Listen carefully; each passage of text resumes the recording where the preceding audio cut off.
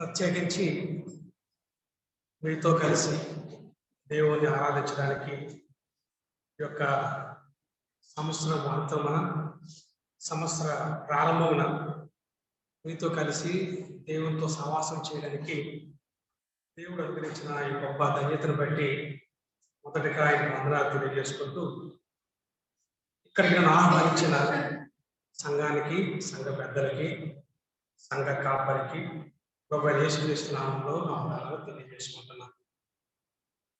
So వాక్యములకి వెళ్ళక పూర్వం ఒక మాట మీతో పంచుకోవాలి. పరిచయంలో భాగంగా ఒక మాట పంచుకోవాలని ఆశపడుతున్నాను. బైబిల్లో నాకు బాగా ఇన్ఫ్లుయెన్స్ చేసిన మాట ఏంటంటే, యేసు ప్రభు వారు ఒక ఇంట్లో తన పరిచయం చేస్తుంటారు. ఆయన వెతుక్కుంటూ తన తల్లి సహోదరులు వస్తారు. వచ్చి శిష్యుని అడుగుతారు, ఎక్కడున్నారు యేసు ప్రభు అంటే.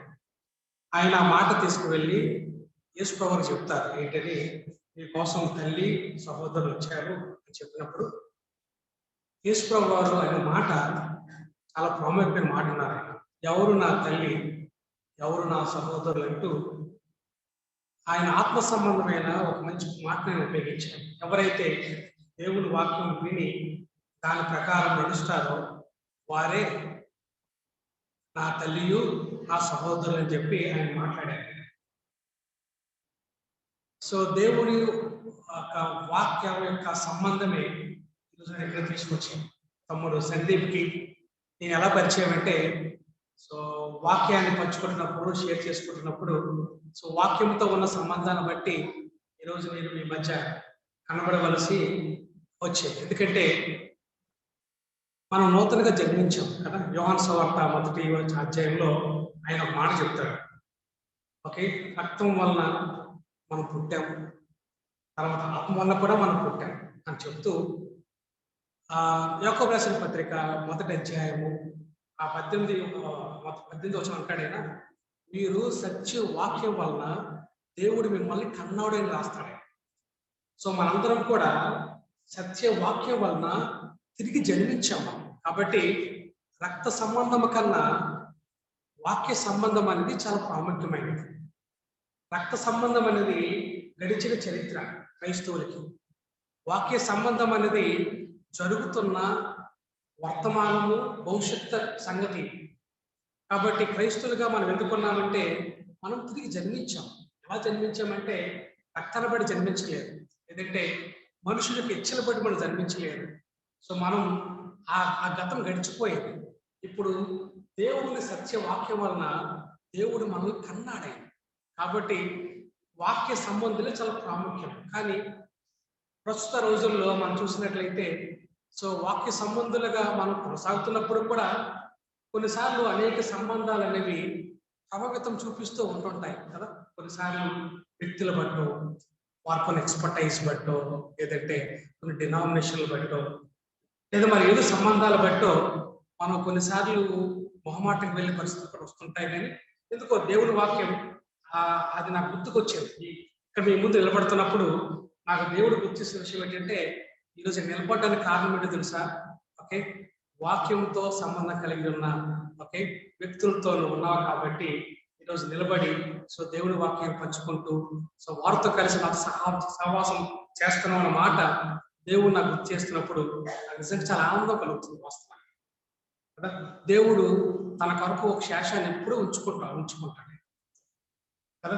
ప్రపంచమంతా ఒక రకంగా వెళ్ళినా సరే తన కొరకు, తన వాక్యం కొరకు బ్రతికే వాళ్ళని కొంత శాసనాన్ని ఆయన కొరకు పెట్టుకుంటాడు. కాబట్టి ఈరోజు అలాంటి వాక్యాన్ని ప్రేమించే సహోదరుని బట్టి ఈరోజు నేను ముందుకి రాగలిగాను. మీతో పాటు దేవుని ఆరాధించే కృపను నాకు అనుగ్రహించాడు. కాబట్టి ఈరోజు వాక్య ధ్యానం కొరకు సమూయేలు రాసిన మొదటి గ్రంథంలో మనం వెళ్ళినట్లయితే ఆ 8వ అధ్యాయాన్ని తీసినట్లయితే అందులో ఒక 4 వచనాల్ని మనం కలిసి చదువుకొని దేవుని వాక్యంలోకి మనం వెళ్ళాం. సమూయేలు మొదటి గ్రంథం 8వ అధ్యాయం 4, 5, 6, 7, 8. సో ఈ 5 వచనాల్ని అందరం కలిసి చదువుకొని మనం దేవుని వాక్యంలోకి వెళ్దాం. 4, 5, 6, 7, 7. ఇశ్రాయేలు పెద్దలందరూ కూడి రామాలో సమూయేలు వద్దకు వచ్చి, చిత్తగించుము, నీవు వృద్ధుడవు, నీ కుమారులు నీ ప్రవర్తన వంటి ప్రవర్తన గలవారు కారు కనుక సకల జనులు మర్యాద చొప్పున మాకు ఒక రాజు నియమించు. అతడు మాకు న్యాయం తీర్చుని అతడు మాకు న్యాయం తీర్చుడికే రాజు నియమించమని వారు అనిన మాట సమూయేలు దృష్టికి ప్రతికూలంగా ఉండేది కనుక సమూయేలు యెహోవాను ప్రార్థన చేశాడు. అందుకు యెహోవా సమూయేలునకు సెలవిచ్చింది ఏమనగా, జనులు నీతో చెప్పిన మాటలన్నీ ప్రకారంగా జరిగిపోయింది. వారు నిన్ను విసర్జింపలేదు కానీ తమను ఏలకుండా నిన్నే విసర్జించుకున్నారు. వారు నన్ను విసర్జించి ఇతర దేవతలను పూజించి నేను ఐగుప్తుల నుండి వారిని నడిపించిన నాటి నుండి నేటి వరకు తాము చేయవచ్చిన కార్యములన్నిటి ప్రకారంగా వారు నీ ఎడల జరిగించుకున్నారు. వారు చెప్పిన మాటలను అంగీకరించు. ప్రార్థన చేసుకొని దేవుని వాక్యాన్ని ధ్యానించుకున్నాం.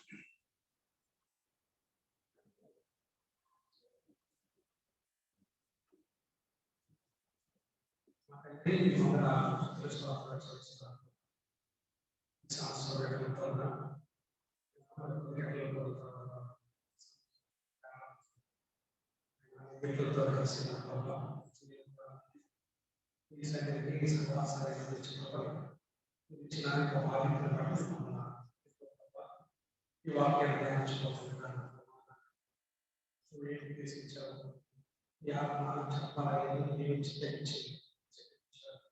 ఆ మాటల తర్వాతకి మాకు స్పష్టంగా వినిపించుకొని ప్రారంభం చేస్తాం.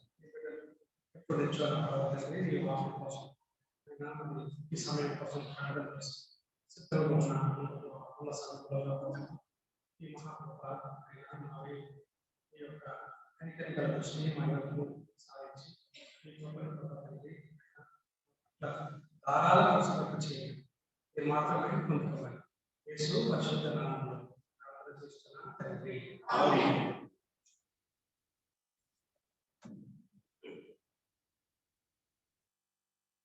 మనకందరికీ తెలిసిన వాక్య భాగమే ఇది.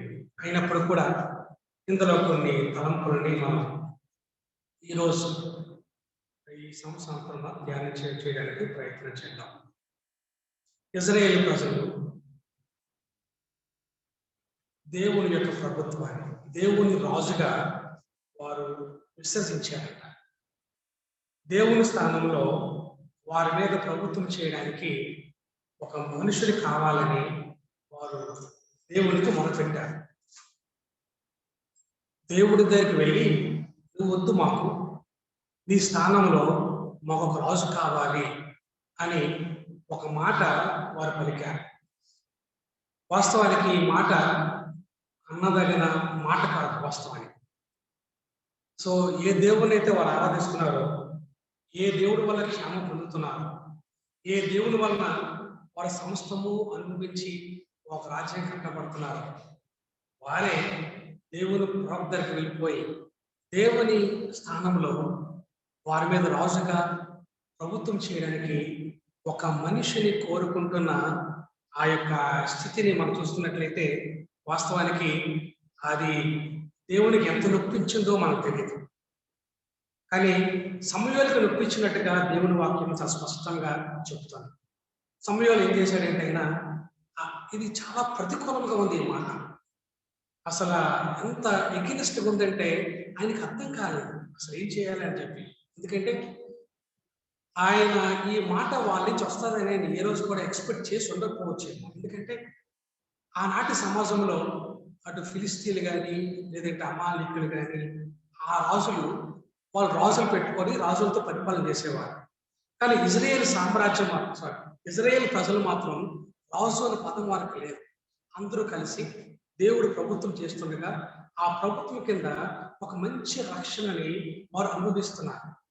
అలాంటి సమయంలో వీరు అడిగిన ప్రశ్న, వీరు అడిగిన ఆ విన్నపం అనేది వాస్తవానికి దేవుని కూడా నొప్పించి ఉండొచ్చు. కానీ మనకి సమూయేలుకి చాలా బాగా నొప్పించింది. అందుకే ఆయన ఏమన్నాడంటే చూడండి, ఆయన మాట 6వ వచనంలో ఆయన ఏమంటాడంటే, వారి మాట సమూయేలు దృష్టికి ఎలా ఉందంటే ప్రతికూలముగా ఉండేది. కాబట్టి ఆయన ప్రార్థన చేసినప్పుడు దేవుడు ఒక మాట చెప్పాడు. ఏమన్నాడంటే, సమూయేలు నువ్వెందుకు బాధపడతావు, నువ్వెందుకు బాధపడతావు? వారు నిన్ను విసర్జించలేదు కదా, నన్నే కదా విసర్జించారు, నన్నే కదా వద్దనుకున్నారు, నువ్వెందుకు బాధపడతావు అని చెప్పిన తర్వాత కూడా సమూయేలు మనసు నిలవలేకపోయింది. అప్పటికి ఆయన ఇజ్రాయేల్ ప్రజలకి చెప్పి చూస్తున్నాడు ఆయన. సో ఇజ్రాయేల్ ప్రజలకి ఆయన ఏమి ఎక్స్ప్లెయిన్ చేస్తున్నాడంటే, 2 విషయాలు ఎక్స్ప్లెయిన్ చేస్తున్నాడు. ఒకటి ఏంటంటే, ఒకవేళ మీరు దేవుని బదులుగా దేవుని స్థానంలో మీరు ఇంకో రాజుని కోరుకున్నట్లయితే 2 విషయాలు జ్ఞాపకం చేసుకోండి. మొదటిది, మీ యొక్క దేవుని ప్రేమని ఒకసారి జ్ఞాపకం చేసుకోండి. రెండవది, ఆ రాజు వస్తే మీ పరిస్థితి ఎలా ఉంటుందో ఒక్కసారి జ్ఞాపకం చేసుకోండి. ఈ 2 విషయాల్ని ఆయన చెప్పడానికి ప్రయత్నం చేస్తున్నాడు. చూడండి, మొదటిగా మనం చేద్దామంటే 10వ అధ్యాయం మనం తీసినట్లయితే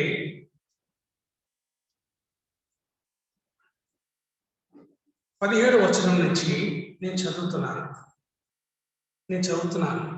అక్కడ సమూయేలు ఇజ్రాయేల్ చెప్పడానికి ప్రయత్నం చేస్తున్నాడు. ఏంటి ఇజ్రాయేల్?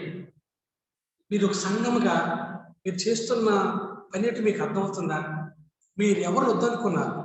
మీకు బదులుగా ఎవరిని కోరుకుంటున్నారు? మీరు ఎవరిని వద్దనుకున్నారంటే, ఎవరు వద్దనుకున్నారో ఆయన యొక్క గొప్పతనాల గురించి ఆయన చెప్తూ వస్తున్నాడు. చదువుతున్నాను నేను 10వ అధ్యాయం 17వ వచనం. సమూయేలు మొదటి గ్రంథం 10వ అధ్యాయం 17వ వచనంలో ఆయన ఇలా మాట్లాడుతున్నాడు. తర్వాత సమూయేలు ఇస్సాకు యెహోవా యొద్దకు జనులను పిలవననిపించి ఇశ్రాయేలు తెట్లను, ఇశ్రాయేలు దేవుడైన యెహోవా ఇలాగ సెలవిస్తున్నాడు, నేను ఇశ్రాయేలులైన మిమ్మును ఐగుప్తు దేశము రప్పించి ఐగుప్తుల వశంలో నుండి మిమ్మల్ని బాధ పెట్టిన జన్మలన్నిటి వశంలో నుండి విడిపించి తిని, అయినను మీ దుర్దశలన్నిటినీ ఉపద్రవములన్నిటిని పోగొట్టి మిమ్మల్ని రక్షించిన మీ దేవుని మీరు ఇప్పుడు విసర్జించి మా మీద ఒక రాజుగా నియమించమని ఆయనను అడిగి ఉన్నారు అని చెప్తున్నాడు. ఆయన గుర్తు చేస్తున్నాడు, మీకు ఎన్నో దుర్దశలు ఉన్నాయి. అసలు మీ యొక్క ఈ రాజ్యం ఏర్పడినప్పటి నుంచి కూడా, మీరు ఐగుప్తుని తీసుకుని వచ్చినప్పటి నుంచి కూడా మీరు మీ యొక్క స్థితి ఏంటో మీకు తెలుసా? మీకు కలిగిన ఉపద్రవాలంటే మీకు తెలుసా? ఆయన విడిపించిన విధానం మీకు తెలుసా? మీకు ఎంత రక్షణగా ఉన్నాడు ఆయన. కానీ మీరు ఏం చేశారంటే, ఆయన దగ్గరికే వెళ్ళి మీరు నాకు వద్దు అని చెప్పి మీరు డెలిబరేట్ గా ఆయన మీరు రిజెక్ట్ చేశారు, ఆయన మీరు తృణీకరించారు అని చెప్పాడు. సో మరొకసారి వాళ్ళకి ఏం గుర్తు చేశాడంటే, దేవుని ప్రేమని వారికి గుర్తు చేశాడు. రెండవది మనం చూసినట్లయితే చూడండి, ఆ సమూయేలు గ్రంథం 8వ అధ్యాయంలో ఆయన చెప్తున్నాడు, సో దేవుని తృణీకరించారు, ఆ కారణం తెలియడం లేదు, ఆయన మిమ్మల్ని ఎంతో ప్రేమించారు. కానీ రెండవది, మీ రాజును కోరుకుంటున్నారు, ఆ రాజు వలన మీకు ఎంత నష్టమో తెలుసా? మీకు ఎంత సమస్య వస్తుందో మీకు తెలుసా మీకు అని చెప్పి ఆయన చెప్పడానికి ప్రయత్నం చేస్తున్నాడు సమూయేలు. ఎందుకంటే ఇజ్రాయేల్ ప్రజలు దేవుడి రక్షణని అనుభవించి కూడా, రైట్? సో ఎందుకు అలా అయ్యారనేది మనం తర్వాత చూద్దాం. కానీ సమూయేలు గారు ఎక్స్ప్లెయిన్ చేస్తున్నాడు, దేవుడు మిమ్మల్ని ప్రేమిస్తే ఆయన తృణీకరించారు, కానీ రాజును కోరుకుంటున్నాడు చూసారా, ఆయన వల్ల మీకు ఎంత నష్టం కలుగుతుందో ఒక్కసారి చూడండి అని చెప్పి. చూడండి, నేను చదువుతున్నాను ఆ యొక్క 8వ అధ్యాయం 10వ వచనం నుంచి. దేవుని వాక్యాన్ని అలా చదువుతుంటే చాలు, ఆయన మాట్లాడి మనతో మాట్లాడుతూ ఉంటాడు ఆయన. ఆ 10వ వచనంలో ఇలా ఉంది, సమూయేలు తనను రాజులు అడిగిన జనులకు యెహోవా మాటలన్నీ వినిపించి ఇలాగ చెప్పాను, మిమ్మును ఏలబోవు రాజు ఎట్టవాడు అనగా, అతడు మీ కుమారులను పట్టుకుని తన రథములను తోలుటకును తన గుర్రములను కాపాడుటకును వారిని ఉంచుకున్నాడు. ఈ దేవుడు ఇప్పుడు అలా చేశాడా? ఈ దేవుడు అలా చేయడు. కానీ మీరు ఏ రాజు అయితే కోరుకుంటున్నారో ఆ రాజు ఏం చేస్తాడో తెలుసా? మీ కుమారులను పట్టుకొని తన రథములను తోలుటకు తన గుర్రములను కాపాడుటకు వారిని ఉంచుకున్నాడు. 12వ వచనంలో, కొందరు అతని రథముల ముందర పరిగెత్తుదురు. 12వ వచనంలో, మరియు అతడు వారిని తన సైన్యములో సహస్రాధిపతులుగాను పంచదశాధిపతులుగాను నియమించను. తన భూములను దున్నుటకును వాటి పంటను కోయుటకును తన యుద్ధములను తన రథముల సామాన్లను చేయుటకును వారిని ఏర్పరచుకుని మీ కుమార్తెలను భక్ష్యకారులు గాను ఓనెగెత్తులు గాను రొట్టెలు కాల్చేవారు గాను పెట్టుకొని మీ పొలములలోను మీ ద్రాక్ష తోటల్లోను ఒలీవ తోటలలోను శ్రేష్టమైన వాటిని తీసుకొని తన సేవకులకు ఇచ్చింది. 15 వచ్చింది. మీ ధాన్యములోను ద్రాక్ష పండ్లను 10వ భాగం తీసి తన పరివార జనమునకును సేవకులకు ఇచ్చును. మీ దాసులను మీ పనికత్తలను మీ పశువులలోన కార్దమములోను శ్రేష్టమైన వాటిని పట్టుకొని తన పని కొరకు ఉంచుకున్నాను. మీ మందులో 10వ భాగం పట్టుకున్నాను. మీ మట్టుకు మీరు అతనికి దాసులవుదరు.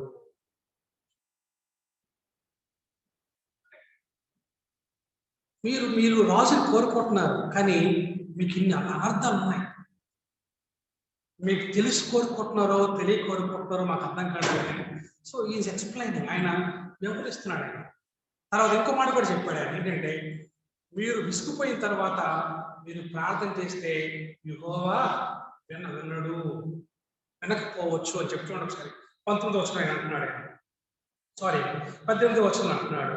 ఆ దినమున మీరు కోరుకున్న రాజును బట్టి మీరు మొరపెట్టినను యెహోవా మీ మొర వెనక పోవును అని. అయినను జనులు ఆయన మాటల చెవులో ఓకే దేవునికి ప్రత్యామ్నాయముగా మనిషిని కోరుకున్నాను. ఇది చాలా గ్రంథంలో ఏదంటే మానవ చరిత్రలో ఇజ్రాయేల్ చరిత్రలో ఒక గణనీయమైన మార్పు. సో దీని వెనకాతల కారణాలు ఏంటి కూడా మనం ఆలోచన చేద్దాం. గుర్తుపెట్టుకోండి, ఇజ్రాయేల్ ప్రజలకి సమయంలో దేవుని ప్రేమను ఎక్స్ప్లెయిన్ చేశాడు, రాజు వరకు నష్టాన్ని ఎక్స్ప్లెయిన్ చేశాడు, తర్వాత దేవుడు ఏ విధంగా స్పందిస్తాడో వాటిని కూడా ఆయన ఎక్స్ప్లెయిన్ చేశాడు. చేసినప్పుడు కూడా వాళ్ళు ఎటువంటి చలనం కూడా లేనప్పుడు అసలు ఇలా ఇశ్రాయేలు ప్రజలు దేవుణ్ణి తృణీకరించడానికి, దేవుణ్ణి విసర్జించడానికి కారణాలు ఏమున్నాయో మన బైబిల్ని పరిశీలన చూసినట్లయితే మనకు కొన్ని కారణాలు మనకి కనిపిస్తాయి. ఏంటి కారణాల్లో మొదటిది ఏంటంటే చూడండి, 5వ వచనంలో మొదటిది ఏంటంటే, మొదటి వచనం 5వ వచనంలో ఉంది, చిత్తగించము నీవు వృద్ధుడవు, నీ కుమారులు ఈ ప్రవర్తన వంటి ప్రవర్తన గలవారు కారు కనుక సకల జనులు మర్యాద చొప్పున మాకు ఒక రాజును నియమింపుము, అతడు మాకు న్యాయము తీర్చుందని అతనితో అనేది. సో వాటిలో మొట్టమొదటిది 5లో 2 భాగాలు ఉంటాయి. మొదటి భాగం ఏం చెబుతుందంటే, సో ఎవరినైతే దేవుడు న్యాయాధిపతులుగా సమూయేలు పిల్లల్ని పెట్టాడో సో వాళ్ళ యొక్క ప్రవర్తన ఇశ్రాయేలు ప్రజలకి అభ్యంతరకరంగా ఉంది. న్యాయాధిపతుల యొక్క ప్రవర్తన ఇశ్రాయేలు ప్రజలకు ఎలా ఉందంటే అభ్యంతరకరంగా ఉంది, అబ్జెక్షనబుల్ గా ఉంది. సో దేవుని నడవడానికి, దేవుని రాజుకు అంగీకరించడానికి, దేవునితో పాటుగా ఉండడానికి సో ఎవరు అభ్యంతరకరంగా ఉన్నారంటే సో దేవుడు ఎవరైతే పెట్టారో వారే అభ్యంతరకరంగా ఉన్నారు, అబ్జెక్షనబుల్. వారి ప్రవర్తన ఎలా ఉందంటే సో వాళ్ళు దేవుని అంగీకరించే విధంగా లేదు, కానీ వారు లోక మర్యాదని అంగీకరించే విధముగా వారి ప్రవర్తన ఉంది. తెలుసు కదా, నాకు తెలిసి లోక సువార్త 17 అధ్యాయం అనుకుంటున్నాను. ఒకసారి తీసినట్లయితే దేవుడు చెప్తున్నాడు, మీరు ఎవరికి అభ్యంతరకరముగా ఉండకండి అని దేవుడు స్పష్టంగా చెప్తున్నాడు. చూడండి ఒకసారి లోక సువార్త అనుకుంటాను, లేదంటే మత్తయి సువార్త 17వ అధ్యాయంలో ఆ మాటలు రాస్తున్నాయి. ఆ లూకా సువార్త 17వ అధ్యాయంలో రైట్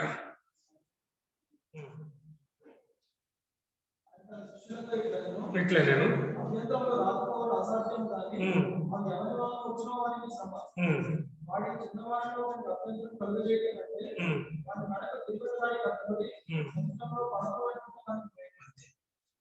నేను చెప్పిన విషయాల్లో నేటి క్రైస్తవులో గుంపు ఉంటారన్నమాట. దేవుని తృణీకరించి సో దేవుని స్థానంలో దేవుని యొక్క ప్లేసులో దేన్ని ఒకదాన్ని పెడుతుంటారు. అలా పెట్టడం వలన దేవుడికి ఎంత పాపం వస్తుందో అది విషయాలు గమనించుకుంటేనే వాళ్ళ జీవితాలు జరిగిపోతుంటాయి. చాలా మూర్ఖంగా ఉంటారు.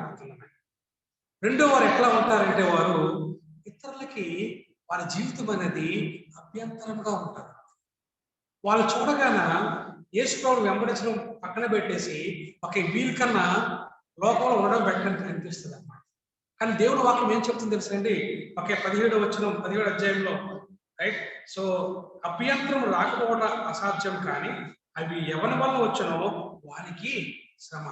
ఒకవేళ మనం ఇతరులకి యేసు ప్రభువు దగ్గరికి రావడానికి కానీ ఆయన ధృవీకరించడానికి కానీ మనం అభ్యంతరంగా ఉన్నట్లయితే దేవుని వాక్యం చెప్తుంది అది మనకి శ్రమ. ఒక కఠినమైన మాట ఆయన ఉపయోగించాడు ఆయన. సో ఏమిటి కఠినమైన మాట?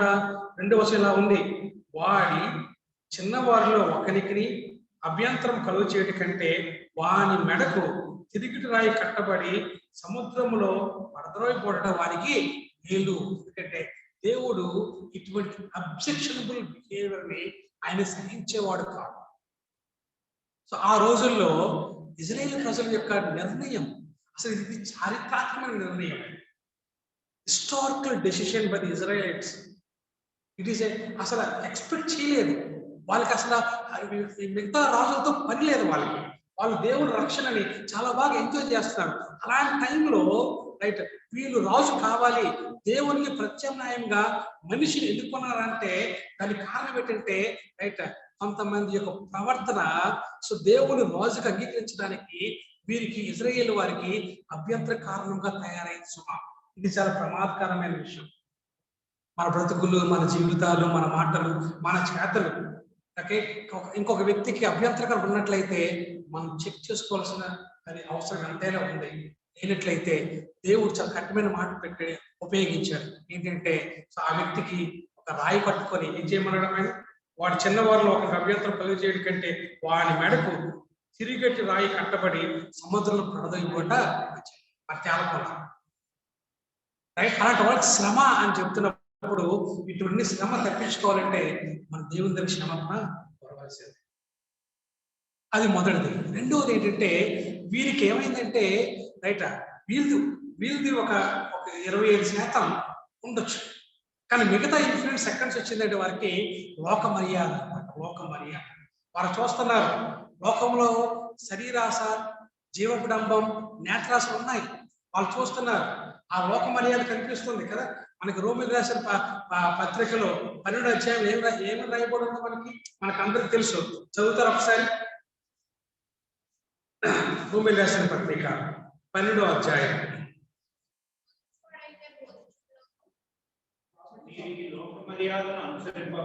మీరు 12వ అధ్యాయము 2వ వచనం, మీరు ఈ లోక మర్యాదను అనుసరింపక ఉత్తమమును అనుకూలమును సంపూర్ణమైన దేవుని చిత్తమేదో పరీక్ష తెలుసుకున్నట్లు మీ మనస్సు మారి నూతన మొదట వలన రూపాంతరము పొందండి అన్నాడు.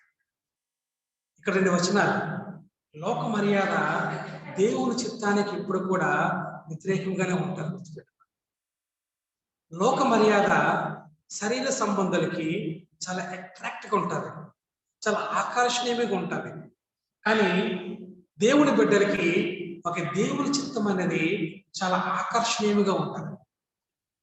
లోకానికి లోక మర్యాద ఆకర్షణగా ఉంటే దేవుని పిల్లలకి దేవుని చిత్తం అనేది ఆకర్షణగా ఉంటారు. లోక మర్యాద శరీర సంబంధాల్ని ఆకర్షిస్తుంటే దేవుని చిత్తం దేవుని బిడ్డల్ని ఆకర్షిస్తుంటది, అట్రాక్ట్ చేస్తుంటారు కదా. సో దేవుని చిత్తం కోసం ఎప్పుడు పరిగెడతారంటే సో దేవుని ప్రభుత్వాన్ని అంగీకరించిన వారే దేవుని చిత్తం కోసం పరుగులు తీస్తుంటారు. ఇజ్రాయేల్ ప్రజలు దేవుడు వద్దు అని ఎందుకు అనుకున్నారు తెలుసా? మీ చిత్తం వలన మాకేం లాభం లేదు, మీ చిత్తం జరిగించడం వలన మాకేం క్షేమం లేదు. లోకంలో కొన్ని ఆశలు ఉన్నాయి, లోకంలో కొన్ని ఇష్టాలు ఉన్నాయి, లోకంలో కొన్ని ఉన్నాయి.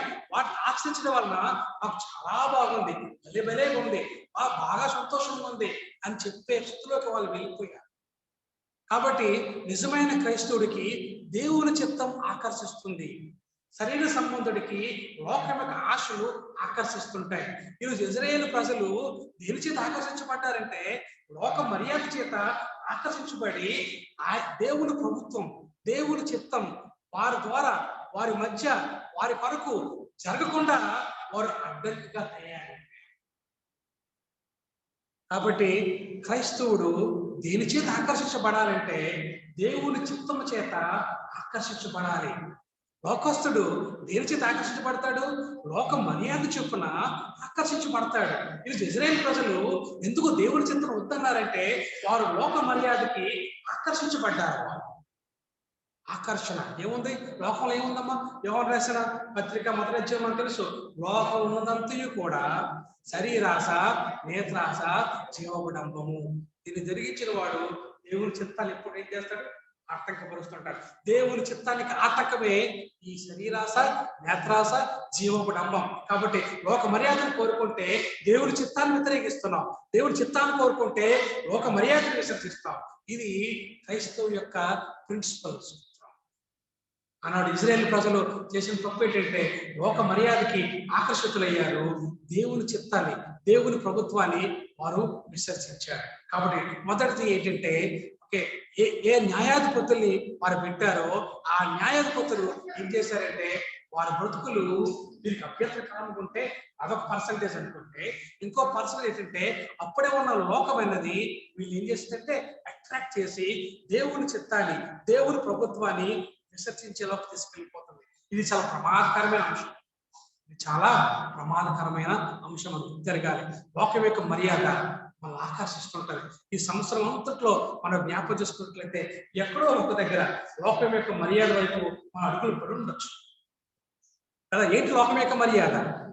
శరీరం యొక్క ఆశలు, మనసు యొక్క కోరికలు, లేదంటే నేత్రాశ, లేదంటే జీవడంబం ఎక్కడో మనల్ని పరుగులు తీసినప్పుడు మనకు తెలియకుండానే దేవుని చిత్తాన్ని వద్దు అని చెప్పే వాళ్ళగా మనం ఉన్నాము ఇజ్రాయేల్ ప్రజలుగా. కాబట్టి మనం పరిశీలించుకోవాలి. ఎందుకంటే ఇజ్రాయేల్ చేసిన పనిని దేవుడు మంచిగా ఎంచలేరు. సమూయేలు ఏమంటున్నాడంటే నాకు చాలా ప్రతికూలంగా ఉందంట ఆ మాట. ఈరోజు ఎవరైతే లోక మర్యాదలు పరిగెత్తిస్తున్నారో, దేవుడి చిత్తాన్ని విడిచిపెడుతున్నారో, దేవుడు చెప్తున్న మాట ఏంటంటే నాకు నీ సంగతి నాకు చాలా ప్రతికూలంగా ఉంది, నాకు చాలా కష్టంగా ఉంది అని చెప్తున్నప్పుడు మనం దేవుని మాటని మనం అంగీకరించవలసిన అవసరం ఎంతైనా ఉంది. కాబట్టి మొదటిది ఆ న్యాయాధిపతులే వారికి బిహేవియర్ అభ్యంతరకరంగా ఉంటే మనమే పరిశీలించుకోవాలంటే నా జీవితం, నా బ్రతుకు, నా పిల్లలకు కానీ, నా చుట్టాలకు కానీ, నా బంధువులకు కానీ దేవుడు రాకుండా దేవుడు ఇదేనా నాకు అక్కర్ల దేవుడు తృణీకరించడానికి మనం ఏమైనా అభ్యంతరకరంగా ఉన్నామా? ఉండొచ్చు. ఈ సంవత్సరం అంతంలో కూడా ఈ అంతంలో రియలైజ్ అవ్వాల్సిన విషయం ఏంటంటే కొన్నిసార్లు మీరు నా పిల్లలకి నా యొక్క పర్సనల్ లైఫ్ తెలిసిన వాళ్ళకి నేను కొన్నిసార్లు వాళ్ళు దేవుళ్ళలోకి బాగా ఎదకపోవడానికి నేను కారణమై ఉండొచ్చు. పరిశీలించుకుంటే తెలుస్తుంది, పరీక్షించుకుంటే తెలుస్తుంది కదా. అందుకే ఆయన ఏమంటాడు, మన దావీదు ఏం ప్రార్థన చేస్తాడు, నాలో నీకు ఆయాస్కరంగా ఉందేమో నాకు పరిశీలించి చెప్పు అవ్వాలి. నా మట్టుకు ఏమనుకుంటున్నానంటే ఖచ్చితంగా ఉన్నాను అనుకుంటున్నాను, మన మట్టుకు మనం ఖచ్చితంగా ఉన్నాం అనుకుంటున్నాం. కానీ నా ప్రవర్తన నా బిడ్డలకి అభ్యంతరకరంగా ఉంటే, నా ప్రవర్తన నా ఇంటి వారికి అభ్యంతరకరంగా ఉంటే, నా ప్రవర్తన నా బంధువులకు అభ్యంతరకరంగా ఉంటే, నా ప్రవర్తన నా సంఘస్థులకి అభ్యంతరకరంగా ఉంటే, నా ప్రవర్తన నా స్నేహితులకి అభ్యంతరకరంగా ఉంటే, నా ప్రవర్తన ఎంతలో చూస్తున్నారో వారందరికి అభ్యంతరకరంగా ఉంటే, ఆనాడు ఇజ్రాయేల్ ప్రజలు అలాగ దేవుని చిత్తాన్ని తృణీకరించడానికి ఆ న్యాయపత్రం ఎంత కారణమో ఈరోజు కూడా ఎంత కారణం అయిపోతానేమో అని భయం అన్నది నిజమైన క్రైస్తవులు పుట్టి పరీక్షించుకొని పరిశీలించుకొని ఈ యొక్క సంవత్సరం అంతంలో దాన్ని దేవుని దగ్గర పెట్టి నూతన సంవత్సరంలో ఇటువంటి తప్పితం చేయకుండా మనం జాగ్రత్త పడాలి. కాబట్టి మనం రెండు కారణాలు చూసాం. ఒకటి ఏంటంటే ఒక న్యాయాధిపతులు యొక్క బిహేవియర్, ప్రవర్తన అభ్యంతరకరంగా ఉంది.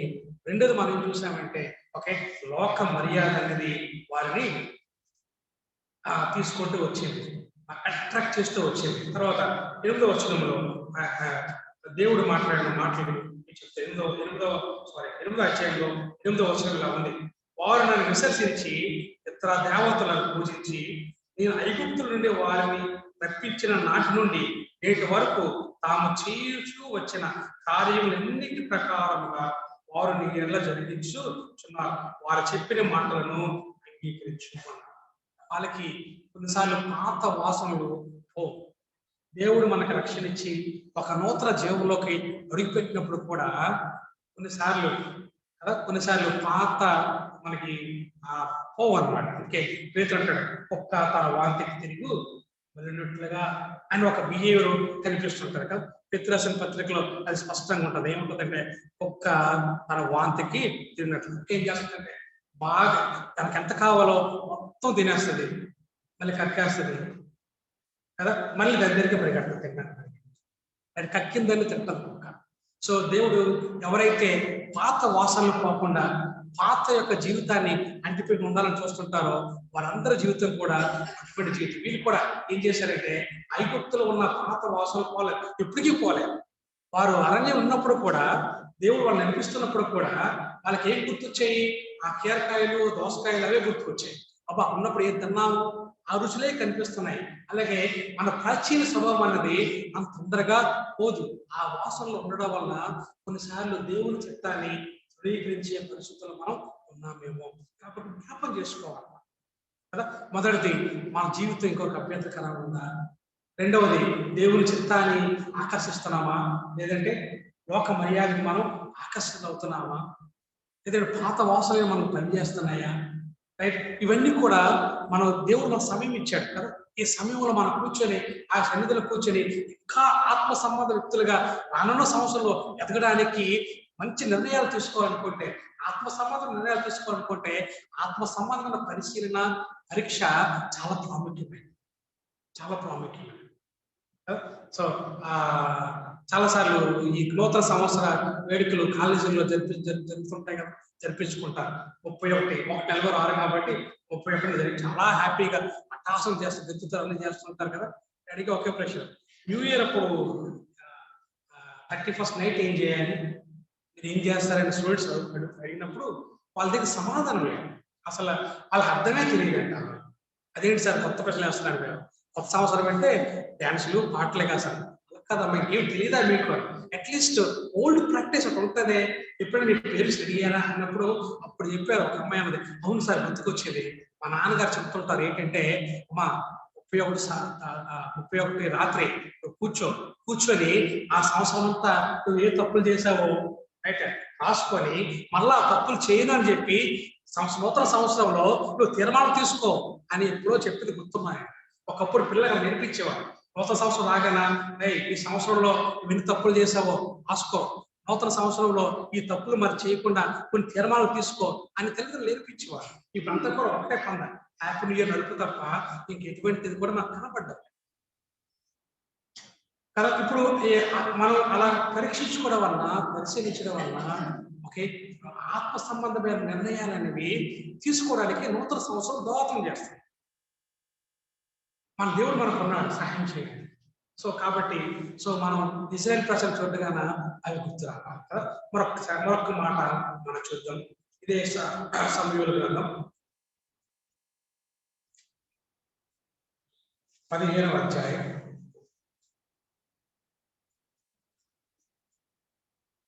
17వ వచనం నుంచి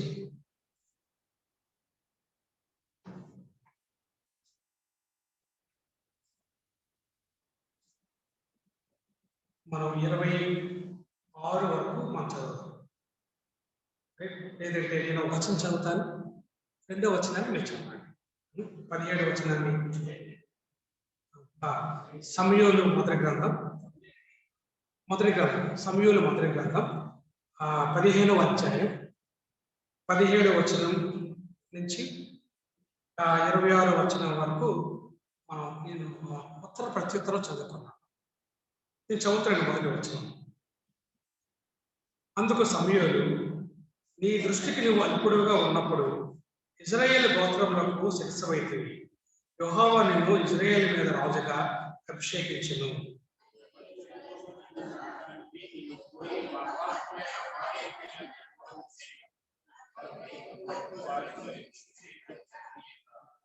నీవు ఎందుచేత యెహోవా మాట వినక దోపుడి మీద ఎగబడి ఆయన దృష్టికి కీడు చేసేటివని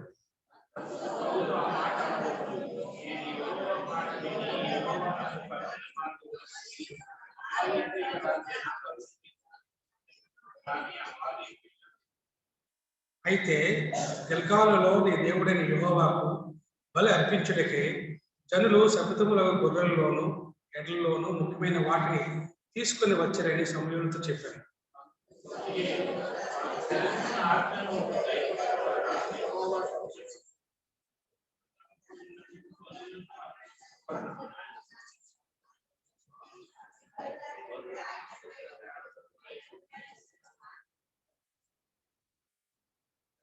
తిరుగుబాటు చేయుట సోదె చెప్పుటీయుడు పాపంతో సమానం. మూర్ఖతను అగుపరచుట మాయా విగ్రహము గృహదేవతను పూజించడంతో సమానం. యెహోవా ఆజ్ఞను నీవు విశ్వసించితే కనుక నీవు రాజుగా ఉండకుండా ఆయన నిన్ను విశ్వసించిననగా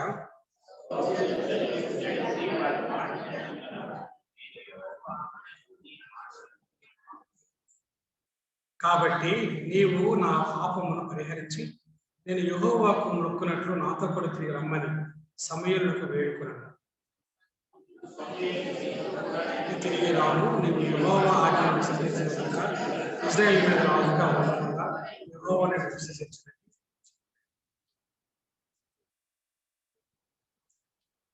ఇశ్రాయేలు ప్రజలు దేవుణ్ణి రాజుగా విశ్వసించారు.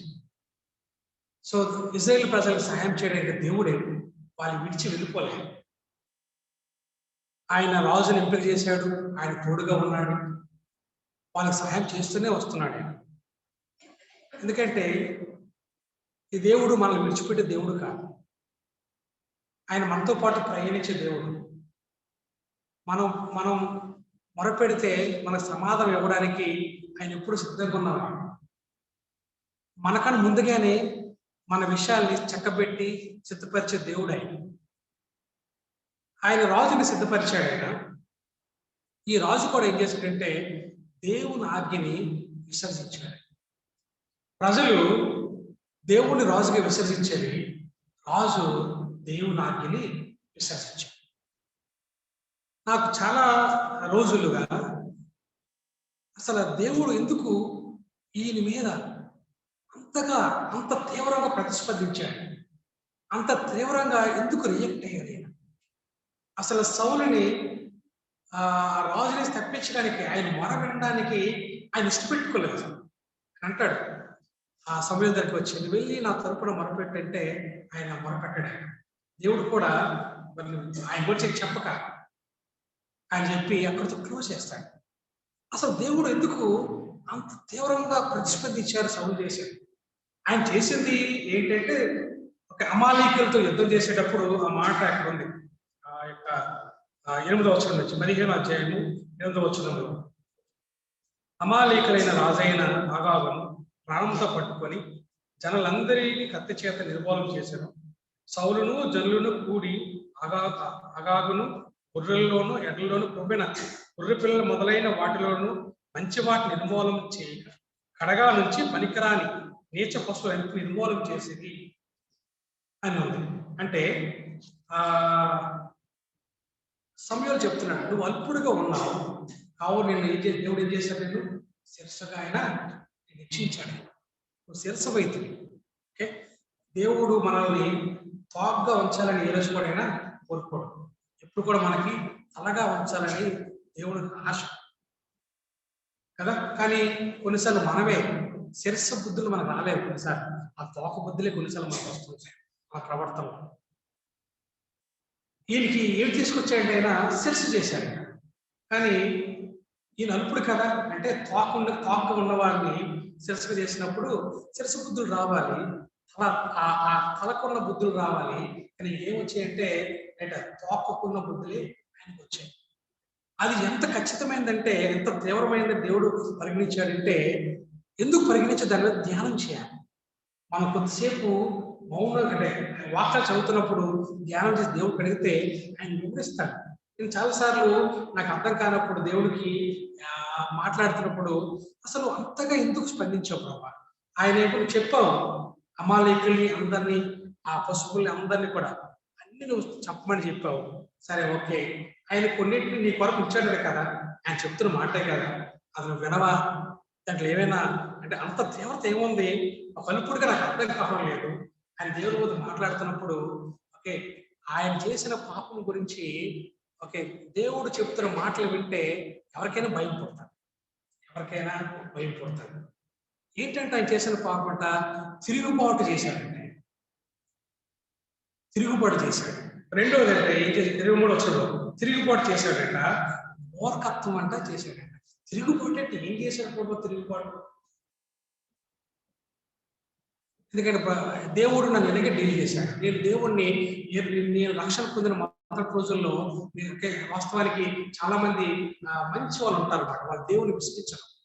కానీ నేనేంటి ఎప్పుడు కూడా దేవుణ్ణి విసిగించేశాను. నా బుర్రలో ఎప్పుడు కూడా ప్రెషర్లే. ఓకే దేవుని మీద గౌరవంతో ఆయన దగ్గర చాలా సమాచారం ఉంది. ఆయన చెప్తాడు అనే ప్రేమతో నాకు వచ్చిన ప్రతి ప్రశ్న కూడా ఆయన మీద పెట్టేసేవాడు. మొహమాటల మీద పెట్టేసేవాడు.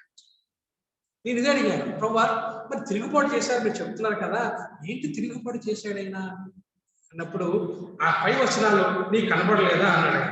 ఏంటి ప్రభా కనబడలేదంటే 27వ వచనంలో ఆయన అన్నాడు, అయితే గిల్గాలులో నీ దేవుడైన యెహోవాకు బలి అర్పించుటకే జనులు సకృతములకు గొర్రెల్లోను ఎట్లలోను ముఖ్యమైన వాటిని తీసుకుని వచ్చారని సమయంలో చెప్పారు.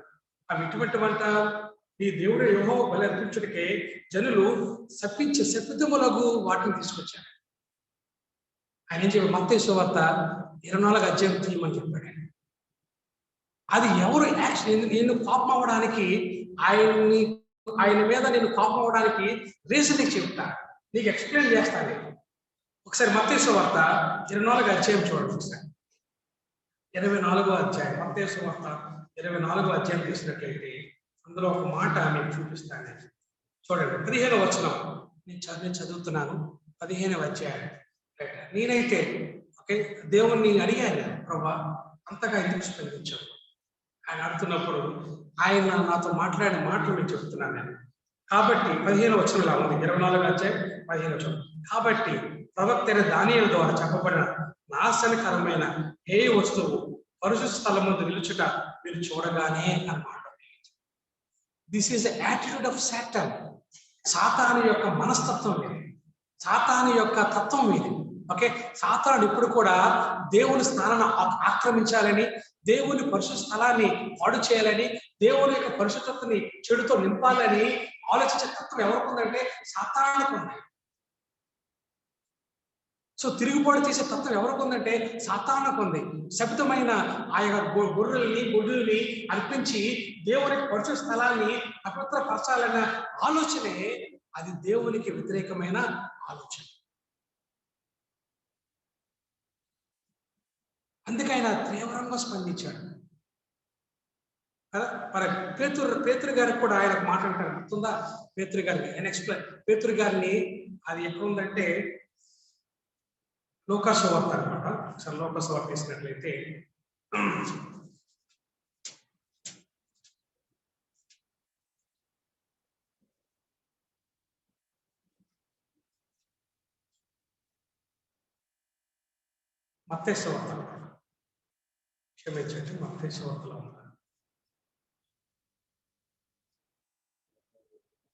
16వ అధ్యాయం. మత్తయి సువార్త 16వ అధ్యాయంలో సో 23 వచనం. 16వ అధ్యాయం 23 వచనం చదువుతున్నాం. అయితే ఆయన పేతురు వైపు తిరిగి, సాతానా నా వెనుకకు పొమ్ము, నువ్వు నాకు అభ్యంతర కారణమై ఉన్నావు. నీవు మనుషుల సంగతులని తలచుచున్నావు కానీ దేవుని సంగతులను తలంపకున్నావని పేతురుతో చెప్పినావు. సో అక్కడ పేతుర్ని ఏమని సంబోధిస్తున్నాడంటే సాతానుతో సంబోధిస్తున్నాడు. మనకు ఒక విషయం తెలియాలి. మన దేవుడు పౌలు గారు చెప్తూ ఒక మాట అంటాడు, మనం పోరాడుతుంది శరీరంతో కాదు, మనం పోరాడుతుంది ఎవరితోనంటే దురాత్మల సమూహంతో, అంధకార సంబంధాలకు, ఈ లోక నాదాలతో మనం పోరాడుతాం. మన బ్యాక్గ్రౌండ్ అది మనకు కనపడదు, దేవుడికి స్పష్టంగా కనపడదు. అందుకే ఆ నిర్ణయాలు సడన్ గా వచ్చేస్తుంటాయి, సడన్ గా అవుతుంటాయి. ఇక్కడ సడన్ గా ఎందుకు పేతుర్ని సాతానా ఎందుకు సంబోధించాల్సి వచ్చిందంటే ఆయన పై వచనాల్లోనే ఆ సంఘానికి కాపరిగా ఆయన అభిషేకించాడు. ఈ బండ మీద సంఘము కట్టబడుతుందని చెప్పి ఆయన అభిషేకించాడు. తయారు చేయబోతున్నాడు తన సంఘం గురించి. ఆ సంఘం కట్టబడాలంటే ఆయన చనిపోవాలి, ఆయన రక్తం చిందించాలి, ఆయన సిలువ ఎక్కాలి, తన శరీరము చేర్చబడాలి, తన రక్తం అంతా కూడా కార్చాలి. అప్పుడు కానీ సంఘం అనేది ఆ లోకం నుంచి వేరయ్యి దేవుని కూడా నిలబడాలి.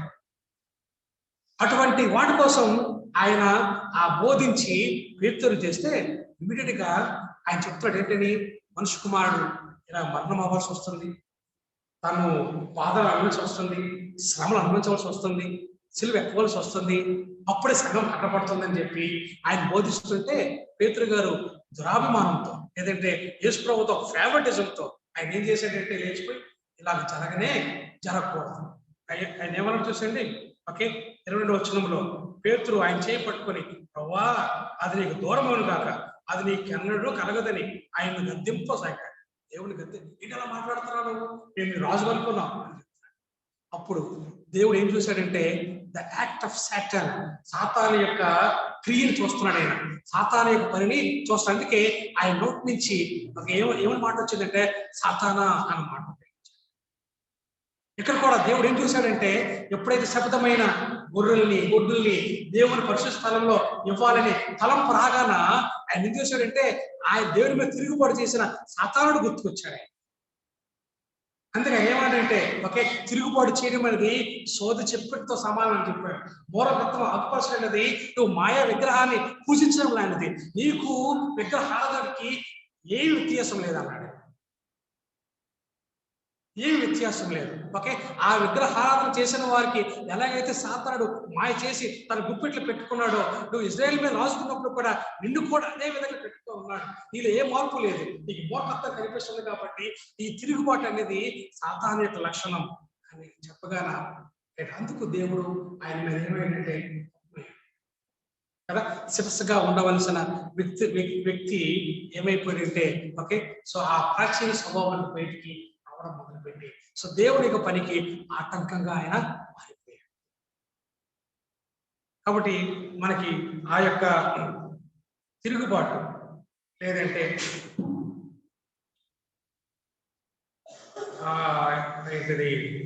ఆ మూర్ఖత్వం, ఈ రెండు దేవునికి అభ్యంతరకరమైన విషయాలు. వీటి యొక్క మనం దృష్టి వచ్చాలి. ఏంటి అభ్యంతరకరమైన విషయాలంటే సో దేవుని యొక్క పరిశుద్ధ స్థలమును పాడు చేసేది ఎవరికి ఛాన్స్ దేవుడు ఇవ్వడం. కొరింథీ రాసిన పత్రిక పౌలు గారు అంటారు, ఏమంటారు తెలుసండి, శరీరము దేవుని యొక్క ఆలయము, దాన్ని పాడు చేస్తే నేను నిన్ను పాడు చేస్తానంటాడు. ఆయన పరిశుద్ధ స్థలాన్ని పాడు చేయడానికి ఎవరికి ఆయన అవకాశం ఇవ్వడం. అలాంటప్పుడు మీరు ఒక మాట అడుగుతారేమో, మరి ఇప్పుడు ఎందుకు దేవుని ఆలయము పాడైపోయింది అనుకుంటే, దేవుని ఆలయము నిర్మించబడిపోయింది ఆల్రెడీ. ఆలయం మనమే, మనం పరిశుద్ధంగా ఉండాలండి. దానికి యాజకులు మనమే, దానికి రాజులము మనమే. ఎప్పుడైతే ఈ యొక్క నూతన ఆలయం ఏర్పరచబడిందో, మనుషులు ఏర్పరచబడ్డారో, ఇక ఆలయంతో దేవునికి పెద్దగా పనిపోయాడు. అది ఎందుకంటే మళ్ళీ ఆ యొక్క రెండు రాకడ మునుపు సాతాను తిరుగుబాటు చేసిన ఆ సమయంలో అది ఉపయోగపడతాం తప్ప ఇక వేరే విషయంలో ఉపయోగపడడానికి ఆస్కారమే లేదు. ఎందుకంటే దేవుడు మనల్ని తన ఆలయంగా మనల్ని కట్టేశాడు. యాజకుడు ఎవరంటే మనమే యాజకులుగా చేశాడు, మనమే దానికి యాజకులు, మనమే రాజులము. పేతురు రాసిన పత్రిక ఏముంది, మనము రాజులము యాజక సమూహంలో ఉన్నాం, రాజులము యాజక సమూహమై ఉన్నామని చెప్పి దేవుని వాక్యము చెప్తూ మనకు వస్తుంది. కానీ ఇక్కడ ఏం చేశాడంటే పరిశుద్ధత గురించి దేవుడు మాట్లాడుతూ వచ్చాడు. చూడండి ఏమని మాట్లాడుతున్నాడంటే సౌలుతో ఆయన మూర్ఖత్వాన్ని గురించి ప్రశ్నిస్తూ ఆయన అంటాడు 22వ వచనంలో, అందుకు సమూయేలు తాను సెలవిచ్చిన ఆజ్ఞను ఒకడు గైకొనడం వలన యెహోవా సంతోషించినట్లు ఒకడు దహన బలులను అర్పించడం వలన ఆయన సంతోషించిన ఆలోచించు. బలు అర్పించడం కంటే ఆజ్ఞను గైకొనుటయు పొట్టేలకు అర్పించుకుంటే మాట వినుటయు శ్రేష్టము అన్నాడు. దేవుని పరిశుద్ధత అనేది దేవుడు మాట నుంచి ఉద్భవిస్తాడు. దేవుడు వాక్యం నుంచి, దేవుడు వాక్యం చేత మనల్ని ఆయన పరిశుద్ధ పరచబడతాడు. పరిశుద్ధ పరిచేది గొర్రెల రక్తం కాదు, గుడ్ల రక్తం కాదు. పరిశుద్ధ పరిచేది దేవుని వాక్యము, ఆయన రక్తము. సో ఆయన వాక్యము, ఆయన రక్తం తప్ప ఆ స్థానంలో ఇంక ఏది పెట్టినప్పుడు కూడా అది దేవుని పరిశుద్ధతను మనం పొందుకోవడానికి ఎటువంటి ఆస్కారం మనకి లేదు. ఆ మాటల్ని ఆయన అక్కడ వివరిస్తున్నాడు. కాబట్టి తిరుగుబాటు, మూర్ఖత్వం అనేది మన బ్రతుకులో ఉండకూడదు. సో తిరుగుబాటు, మూర్ఖత్వం అనేది దేవుడు చాలా సీరియస్ గా చూస్తున్న పాపాలే. కాబట్టి మనం జాగ్రత్తగా మనం గుర్తిరిగి మనం ముందుకు కొనసాగించాలి క్రైస్తవ జీవితంలో. కాబట్టి ఇప్పుడు చెప్పిన మాటలన్నింటినీ కూడా ఒకసారి మనం సమ్మరైజ్ చేసుకుంటూ మనం ముగించుకుందాం. అదేంటంటే, ఇశ్రాయేలు ప్రజలు దేవుణ్ణి విసర్జించి ఆయన స్థానంలో రాజుని కోరుకున్నారు. ప్రేమించే దేవుడు వారికి అక్కర్లేదు, దాసులుగా చేసుకున్న రాజు వారికి అవసరం వచ్చింది. ఒక చారిత్రాత్మకమైన తప్పుడు నిర్ణయం చేశాడు. సొలొమోను వెళ్ళిపోయిన తర్వాత సొలొమోను కుమారుడు ఎవరమ్మా? రెహబాము వచ్చాడు. రెహబాము దగ్గరికి పెద్దలందరూ వెళ్ళారు. వెళ్ళి, ఈ కాడి చాలా బరువుగా ఉందయ్యా, మాకు మేము చాలా మొయ్యలేకపోతున్నాం, కొంచెం సులువు చేయు అంటాడు. ఓకే, ఈ నిర్ణయం తీసుకోకపోతే అలాగా ఆయన దగ్గరికి వెళ్ళి మొరపెట్టే అవసరం లేదు కదా. నిర్ణయం జరిగిపోయి ఆయన అంటాడు, మా తండ్రి మీకు చుబుకులతో మీకు చేశాను, నేను కోడాలు చూపిస్తున్నాను. ఓకే, ఒకప్పుడు నా తండ్రి నడు మీకు భారం ఉండొచ్చు, నా చిటికిన వేలి మీకు భారం ఉంటుందని చెప్పి ఎక్కడికి వెళ్ళిపోతారు? సరే, అప్పటికి 2 రాజ్యాలుగా విడిపోయాయి. అక్కడేమో యెరోబాము ఉన్నాడు, ఇక్కడేమో రెహబాము ఉన్నాడు. యెరోబాము చాలా మంది వెళ్ళిపోయారు, ఈ రెహబాముతో పడలేకపోతున్నాం మేమని చెప్పి. ఓకే, ఆ యెరోబాముతో పరిగెడితే ఆ యెరోబాము ఏం చేశాడు? దేవాలయం అంతా రెహబాము దగ్గర ఉంది. అతను ఎక్కడ పడితే అక్కడ దేవాలయం కట్టి విగ్రహాలు చేసి వీళ్ళు తప్పుదారులు పట్టించారు. ముందుకెళ్తే నొయ్యి, వెనక్కి వస్తే నొయ్యి, ఇశ్రాయేలు ప్రజలకు అయిపోయారు. రెహబాము దగ్గర ఉంటే ఆయన చేసే ఆ యొక్క భారాన్ని వీలైపోతున్నారు. యెరోబాము దగ్గరికి వెళ్తే ఆయన వాళ్ళ తప్పుడు మార్గాలు నడవలసి వస్తుంది. ఏం చేయాలో తెలియని పరిస్థితులకు వెళ్ళిపోయారు. ఇప్పుడు వాళ్ళకి అవసరం వచ్చింది మెస్సయ్యా అని. అప్పటి నుంచి ఇప్పటి వరకు కూడా ఎవరు ఎదురు చూస్తున్నారు? వారు మెస్సయ్య ఎదురు చూస్తున్నారు. ఎవరు మెస్సయ్య అంటే మా రాజు అన్నారు. యేసు రాగానే గాడి దక్కించేశారు, మా రాజు వచ్చారని చెప్పి మాటలు పాడేశారు. వాళ్ళ రాజు కోసం చాలా వేగంగా ఎదురు చూస్తారు. ఎందుకంటే వాళ్ళ జీవితంలో చారిత్రాత్మక తప్పుగా వారు చేశారు. కాబట్టి దేవుని యొక్క ప్రభుత్వం కిందకి రావడం అనేది చాలా ప్రాముఖ్యం. ఆయన చిత్తం కింద రావడం అనేది చాలా ప్రాముఖ్యం. కాబట్టి ఈరోజు ఈ సంవత్సరం అంతంలో మనం ఏమి గమనించాలంటే, ఈ యేసు ప్రభుని మన ప్రభువుగా అంగీకరిస్తున్నప్పుడు ఆయన ప్రభుత్వం కింద వస్తున్నామా అంటే ఆయన చిత్తం చేత ఆకర్షించబడుతున్నామా లేదా మనం పరీక్షించుకోవాలి. ఆ మాటలు మనం చూసుకుంటూ వచ్చాం కదా. ఒక మర్యాద ఆకర్షిస్తుంటది, దేవుని చిత్తం మన వైపు ఆకర్షిస్తుంది. రెండోది, మొదటిగా ఏం చూసామంటే, న్యాయాధిపతుల యొక్క ప్రవర్తన అభ్యంతరకరంగా ఉంది. తర్వాత పాత వాసుల్లో వాళ్ళు పోలేదు. తర్వాత మనం ఈ దగ్గరకు వచ్చాం, అవధికి ఆ సౌలు గారి దగ్గరకు వచ్చాం. ఆయన దేవుడు శిరస్సుగా పెట్టాడు, కానీ తోక బుద్ధులు పోలేదు. ఓకే, ఈయనేం చేశాడంట? దేవుని ఆజ్ఞను విసర్జించాడంట. ఆయన మాటల స్థానంలో, ఆయన మాటల ప్రత్యామ్నాయంలో ప్రజల మాటలు పెట్టాడు. ఆయన మాటలు పెట్టాడు.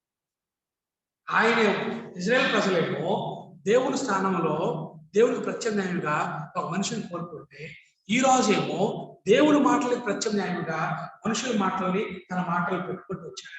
ఓకే, ఇలా పెట్టుకోవడం వలన వారు ఏ క్షేమం పొందారు కదా. ఈరోజు దేవుని చిత్తాన్ని, దేవుని ప్రభుత్వాన్ని అంగీకరించకుండా లోకమే పరుగులు తీస్తున్నప్పుడు ఏం మిగిలింది? మనకి ఏం మిగిలింది కదా? మనకు మిగిలింది ఏమి లేదు కదా. ఏం మిగిలింది? ఏమి మిగిలేదు. మళ్ళీ అదే బాధ, అదే రోతన, అదే వేదన. మళ్ళీ మనకి ఎవరు కావాలి? మళ్ళీ మన దేవుడే కావాలి. కాబట్టి వీటన్నిటినీ మనం మనసులో పెట్టుకొని సో దేవుని ఆరాధించడానికి మనం సిద్ధపడతాం. సో దేవుడి కొద్ది మాటలు తన వెనుకలు మనకు ఆమేన్.